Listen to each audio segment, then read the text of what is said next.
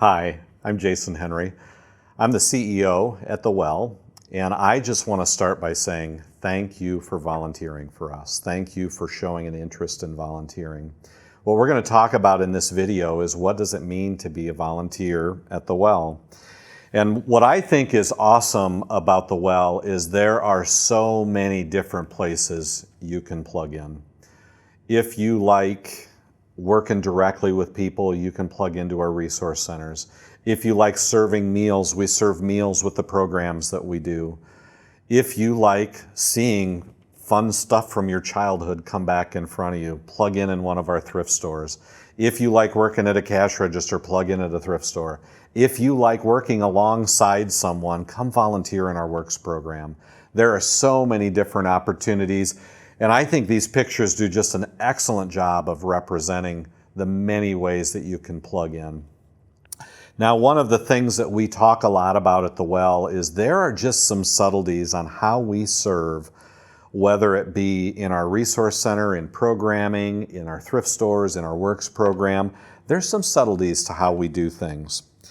And we want to create an experience for the people that are engaging with us, whether they're a client or a customer. So a few things that I want to highlight with our people. One thing that you will notice in the people that serve at The Well, they're very professional. We wear well attire. We wear name tags. We're courteous when we engage with people. We're very welcoming. So when a customer walks into one of our thrift stores, they may actually hear their name. Hi, Sandy, I'm glad you're here. But we are engaging the people that we serve. We want people to feel welcome and feel like they belong at The Well. And often what we'll hear from people that come to The Well is, I come here because I like the people. They treat me well, they engage me, they hug me, they pray with me, they do those things. So we ask as a volunteer that you do the same things. Our spaces, you're going to find that our spaces are very comfortable. They're very simple. They're clutter-free. We do not put a lot of brochures and things out. Rather, we use other means to publicize those things. We have calendar walls. We have video screens that we publish. Lots of people don't recognize this, but as you would have gone through the poverty training that we do, someone in poverty will kind of collect things. We don't want a bunch of things sitting around that are going to be collected and taken home and never used, never dealt with. So we try to make things very, very simple. We want our areas to be well maintained. We want them to be clean. We talk about in our thrift stores, we want our thrift stores to smell good. I don't know if any of you have ever been in a thrift store that doesn't smell good, but you'll notice ours is not one of those. In our resource centers, you'll often smell coffee and cookies, and again, all part of the experience we're trying to create. We do things like freebies. So our sites will have free pop, free snacks, free cookies. Those invite people in. We offer rides to folks that need rides to programs. And we offer places for people to engage. We offer programs for our clients to engage in that are not costing them anything. And our approach is we are a relationship-first organization. Again, we want to meet people where they're at. We want to engage with them. Really not only just at The Well, when we see them in the community, we want to say hi to them. We want to connect to them. We are not judgmental. We want to see people the way Jesus sees people. We're not trying to fix the people we serve. We're not trying to solve their problems. We're trying to journey with them through the struggles in life. We empower people with truth and with love. And again, we are trying to meet people where they're at and not push them out because a view we have or a thought we have. We want to meet them where they're at, build that relationship, build that connection, and that allows us to speak truth into situations. Now, some of you may be volunteering and you may be interacting with clients. And I will say this, you won't always know when you're volunteering at The Well if you're working next to a client or not. Be mindful of confidentiality. I always used to tell people when I'm out for dinner in town with my family, I don't want to hear a client story being told in the booth next door. So just maintain confidentiality if you are doing direct client-facing work. Our clients struggle with social capital. And as you went through the poverty training that we did, social capital is about who are the people I have in my life. And generally when you're in poverty, the people that are in your life are people like you. We can bring a different perspective because of a different experience that we have. We encourage you to nurture those relationships, to expose people to different social capital. It's okay for you to fill that gap that they might not have in their lives. We ask as volunteers that you do not give resources to clients such as money, rides, stuff. If you're asked, if a client says, hey, I wanna take my daughter out to dinner tonight, do you have $10?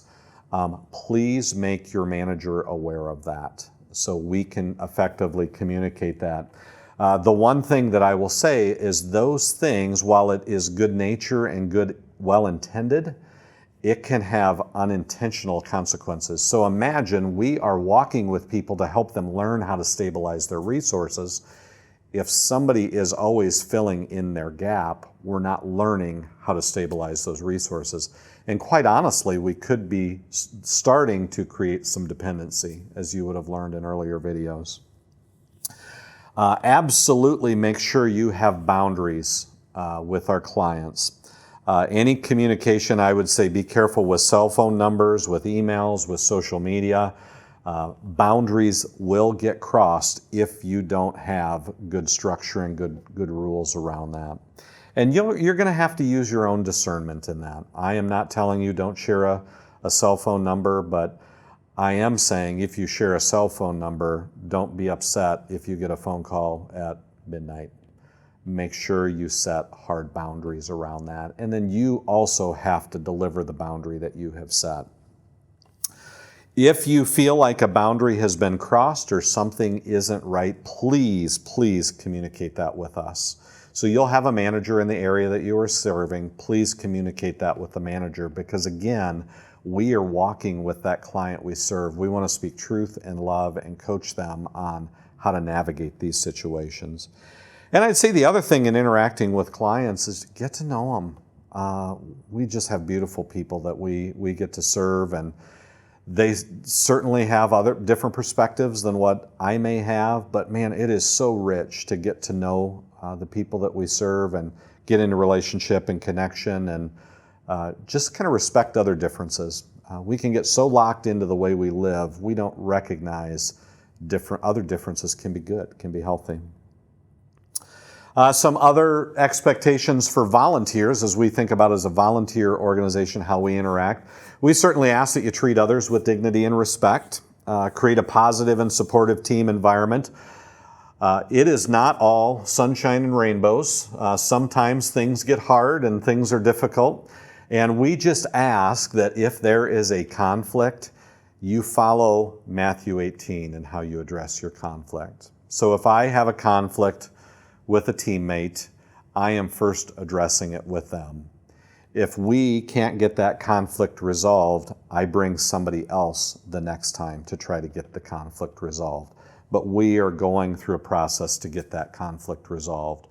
We don't ask that you take that conflict, you stir up 5 other people, and we don't ever get out of it.